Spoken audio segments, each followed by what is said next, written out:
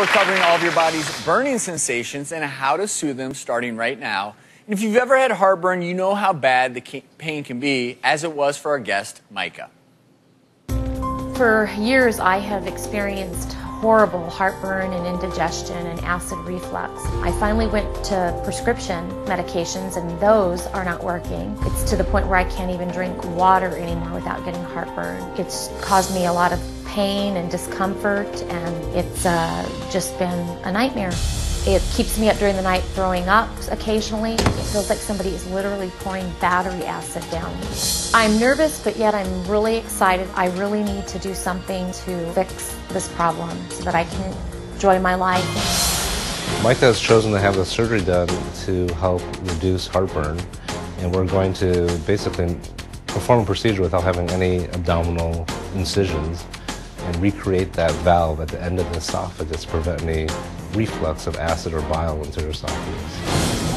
The first thing that we're going to do is go in and take a look at the stomach and look at the gastroesophageal junction where the valve will be created. What we've done here is we have used a helical tack to pull on the stomach, and then we fire these little plastic cufflinks. They look like little blue price tag holders, and we will be firing about 12 of these blue sutures that are permanent and recreate the valve so that no acid or bile can ever touch the esophagus in the future. I can actually feel how good of a purchase of tissue we have with the device as I'm firing these sutures. I think that she had a terrific repair of her valve at the junction of the esophagus and stomach. I believe that she's on her way back to having tomato sauce, garlic, and wine back in her diet. Mike and Dr. Carson Liu are joining us today. Welcome. Thank you. So everyone's clapping. The question is, how long has it been? It's been 3 weeks since Monday. And your heartburn? Gone. And you're eating solid foods? I'm eating solid foods. No problem at all. It's wonderful.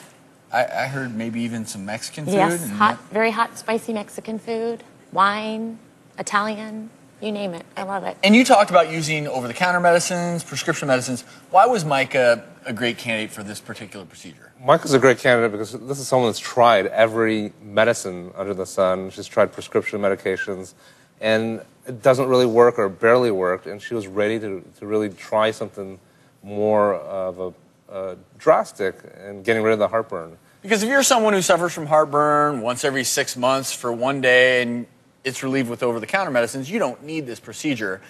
And I want to explain to folks what GERD is, because GERD is a fancy name for gastroesophageal reflux disease, aka heartburn.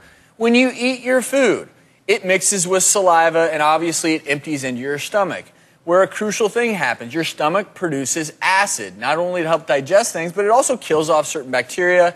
The problem is that junction you heard us talking about during the surgery, it can become loosened in some folks, and that acid will travel all the way up the esophagus, like you saw in that animation, causing chronic burning, chronic heartburn.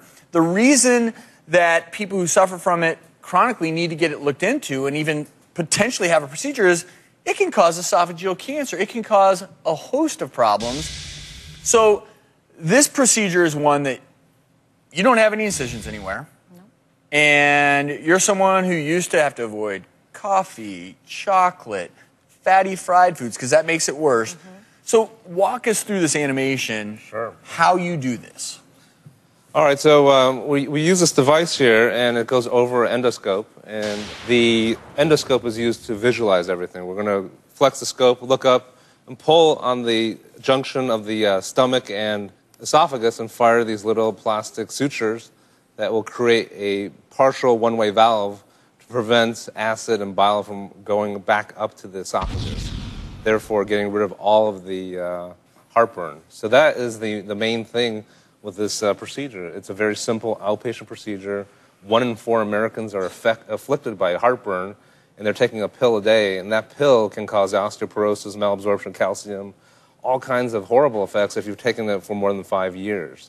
So that is probably a clear-cut point when people should start thinking about maybe getting a procedure. An outpatient procedure takes about an hour and a half. So you're basically reinforcing that valve so if food goes down, not back up. What's the success rate of this procedure? About 91% of the people can get off of their medications and stay off of it in the long term. So we could get most of the people cured of this problem. They don't have to take a pill once or twice a day. And a lot of these pills pretty much keep you on them forever, because as soon as you stop it, you get this acid rebound and all this acid comes up in your back. Because the pills, they don't answer the problem with the valve. They're just trying to decrease either acid secretion or the acidity in your stomach. And we've got a host of these medicines over there. And I would never say that if you're suffering during a particular day with heartburn that you couldn't take these. So these are options, but chronically, you don't want to be taking these every single day.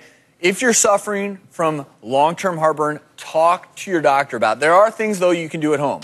If you lay down, lay on your left side. That may decrease some of that reflux that we often see. Even chewing gum has been found to decrease some of the acidity. Now, a lot of folks think milk is great. Oh, milk is so soothing, but that can increase acid, right? Absolutely. Putting milk helps to soothe the stomach initially, but then you get this massive acid rebound right after it, because calcium can stimulate acid secretion. And then lastly, avoid alcohol, caffeinated beverages, fried fatty foods. That will help decrease your symptoms. And worst case scenario, Micah, you're pretty happy, right? Very happy. Well, we're so glad you could share your story with us. Dr. Yu, thank you for being here today. Coming up, we're helping soothe all kinds of burns, including painful scalps, sweat that stings, even blazing parts down there. And then later, when you've got real sinus problems, who should you call? The ENT or the allergist? Find out next.